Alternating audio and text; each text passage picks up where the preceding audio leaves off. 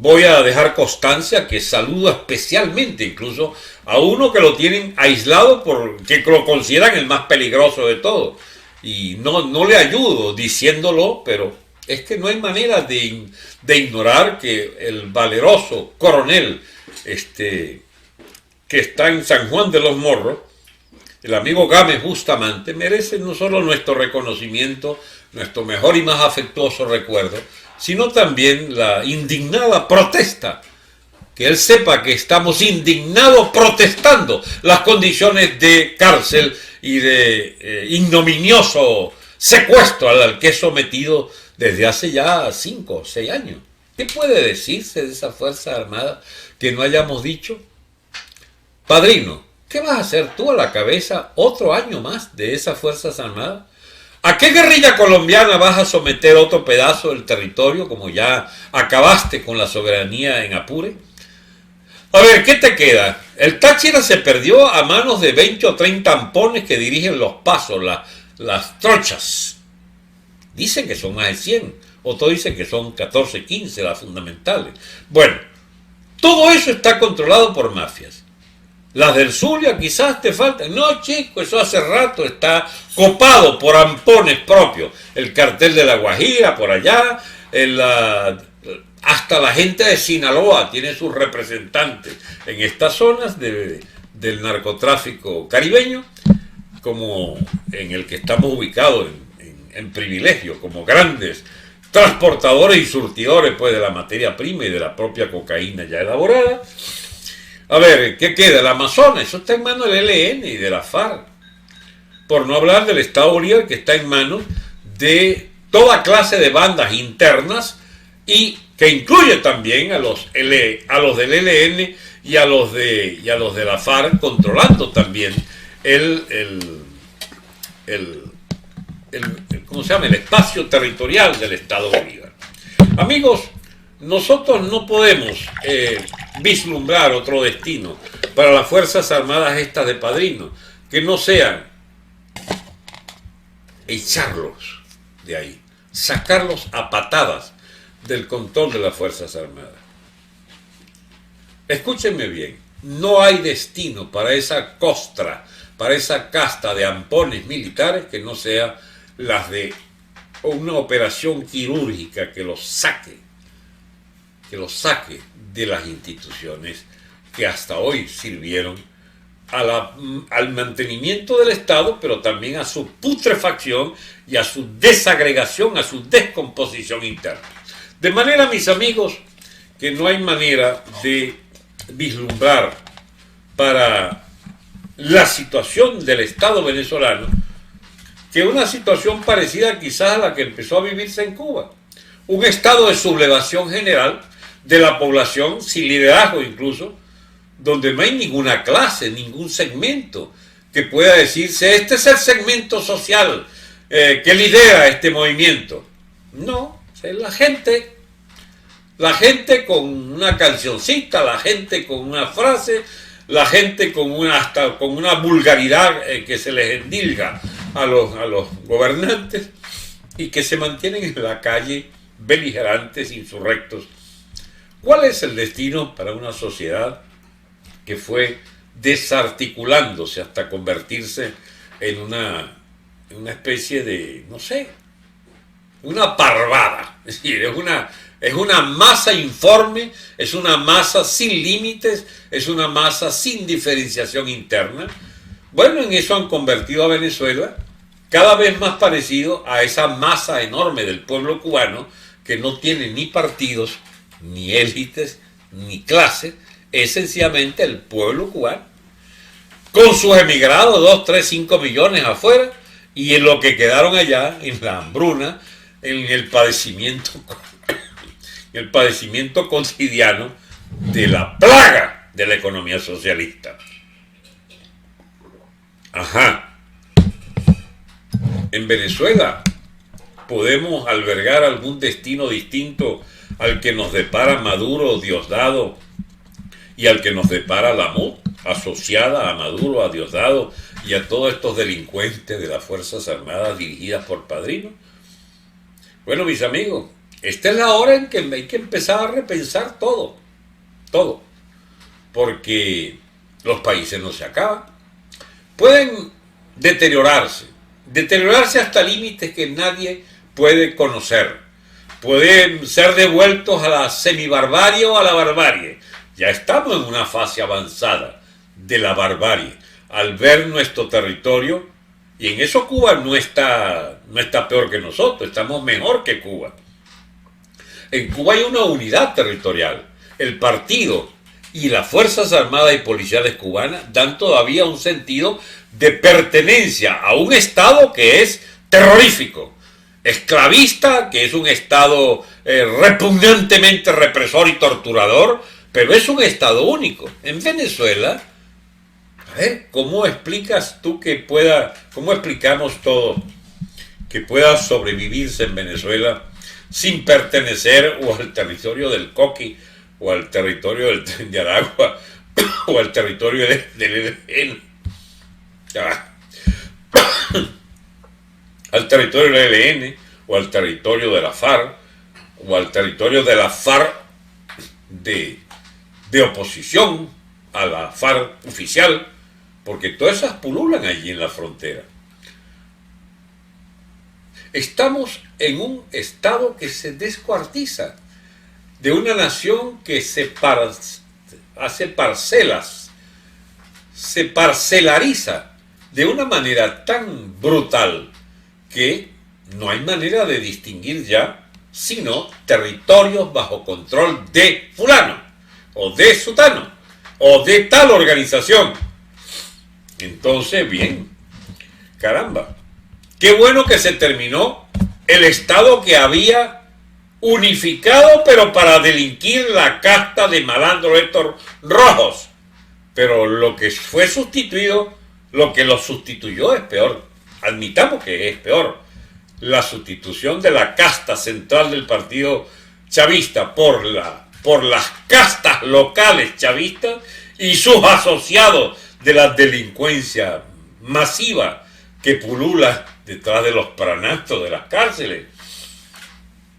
Yo no sé cuál es la ventaja que puede haber entre ser parte del pranato de la Fosforito, del pranato del Wilexi, o del pranato del Coqui, o del pranato del Tren de Aragua, o del pranato del FLN,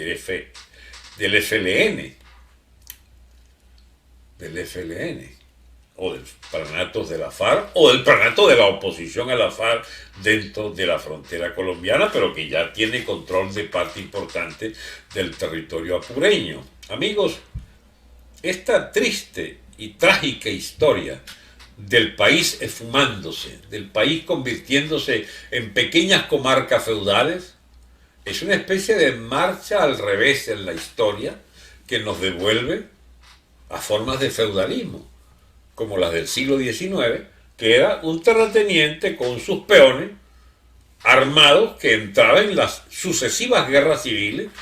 Caramba, pero había un mínimo de coherencia en aquel estado.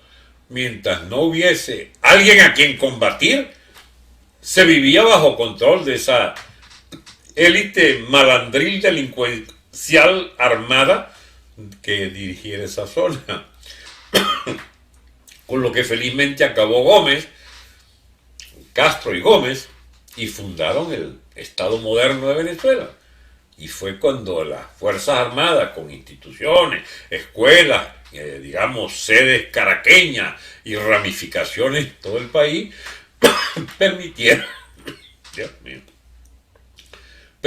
que ese Estado moderno viera la luz. Había, por supuesto, la economía petrolera, y el bolívar como moneda sólida era la garantía de que había en ese estado una actividad económica común. Las vías de comunicación que abrió el gomecismo y la unificación institucional de los niveles de justicia o de gobernaciones, etcétera, y de municipalidades, dio entonces existencia real al Estado, generador de ofertas de desarrollo económico que eran muy equilibradas, eran todas proponentes del capitalismo interno y de la exportación de todo aquel que quisiera exportar, podía exportar. Era el libre, el acceso al libre comercio a nivel mundial, que aunque si no hicimos más era por nuestra pobreza intelectual o pobreza técnica o pobreza de recursos o pobreza de capital. Y nuestro acceso se daba siempre a través de compañías del llamado imperio, los imperios europeos y sobre todo el imperio americano, que se enseñoreó sobre las raíces de la producción nacional en términos de petróleo o de materia prima, ganadería o agricultura. Y el comercio quedó en manos de casas europeas, los Follmer, todavía andan por ahí los Follmer, asociados al chavismo, un ala de ellos, sobre todo el llamado Alberto Follmer, el tocayo Alberto, ha convertido la memoria de esa gran familia venezolana en un guiñapo al servicio de los peores asesinos seriales, de los peores ladrones de Venezuela. Están los Bolton. Desapareció, más nunca voy a hablar de la casa Colster. Yo estoy hablando de memoria de lo que eran las casas comerciales, que establecidas en Puerto Cabello permitían, y en La Guaira permitían una ramificación del comercio de importación y exportación a través de esas casas alemanas, francesas, la vida de los pueblos estaba asignada por las ramificaciones de esas casas comerciales. Bueno, eso es lo que finalmente superó toda aquella Venezuela de las guerras intestinas. Era la existencia de un mercado nacional y la existencia del crédito. Fíjense ustedes que qué grande es haber podido tener por fin crédito hacia Europa o hacia las representantes, esos europeos allí en los puertos, y eso desapareció cuando Venezuela se industrializó hacia adentro, así fuese en una escala muy pequeña, pero fue creándose un mercado de materias primas, de artículos importados y de artículos finales o semifinales en la producción industrial, agrícola y pecuaria, que determinó entonces la construcción de una burguesía, de una élite propia de Venezuela asociada a esos capitales extranjeros, con sus años dorados, con Pérez Jiménez, con sus años dorados, con los Adeco y los Copellanos, pero al mismo tiempo escondían esos años dorados el engendro de una élite que reunió a los dos más dinámicos sectores de esa élite, que no hay que generalizar nunca, pero obedece a una lógica lo que estoy diciendo. La élite que concentraban los sectores más dinámicos, lo más culto, instruido, dinámico, emprendedor, libre empresarial, de la élite económica venezolana, y la plaga de ladrones y el perraje de los beneficiarios del delito económico, de la usurpación, del peculado, del robo de dinero público, de su asociación con las élites de los militares y de los gobernantes, cualquiera fuera su oficio, pero que dejaran colar para ese segmento de la élite de Venezuela los digamos, haberes mal habidos de la delincuencia económica asociada al Estado, al manejo del Estado. Corruptos y valerosos militantes de las causas nobles y de las peores causas de Venezuela estaban juntos en las mismas urbanizaciones. Venezuela los conoce sus apellidos. Y la mala suerte es que progresivamente la élite corrupta, la élite de miserables y ladrones corruptos, de fortunas nacidas bajo dictaduras o de la democracia, fueron horadando rápidamente a aquella democracia y abriéndole paso a los que han resultado ser los más exquisitos representantes de lo peor de la élite venezolana. Los capitostes del cuanto al paeso en gran escala, los grandes apellidotes convertidos en serviles de la dictadura chavista madurista.